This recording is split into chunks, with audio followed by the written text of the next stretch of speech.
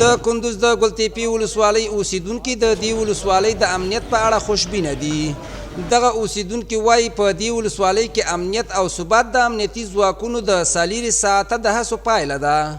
مکمل به سطح افغانستان بالخصوص ولایت کندوز ولسوالی گلتپه سرتاسری امنیت است. مشکل ما در عرصه امنیت نمیبینیم و نه است. الحمدلله سرتاسری امنیت است. ما راضی هستیم از امنیت. ما 100% از نیروهای امنیتی خودمان راضی هستیم.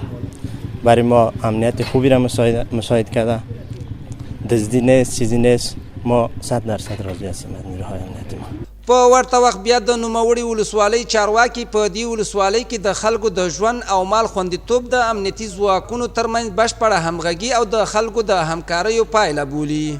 الحمدلله دلته امنیت سله کې تامین دی او خلک هم ټول زموږ سره همکار دي او زموږ ټول ولس روان امنیت څخه راضي دی. خلک موږ سره په امنیت کې ډېر زیات کومک کوي.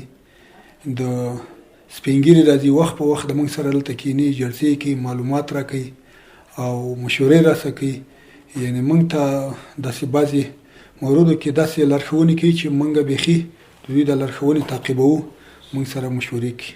له بلې خوا د دې ولسوالۍ امنیه قمندان په دې ولسوالۍ کې د جنایي جرمونو د کمښت خبره وکړه او د جنایي جرمونو په مخنیوي کې د خلکو همکاري اغېزمنه یاده کړه. د جنایي جرمونو په باره کې زه لکه مخکې چې اول سر کې کوم جرمونه وو اوس سطحه بیخي راټیټه شوې، تقریبا صفر ته راغلې ده.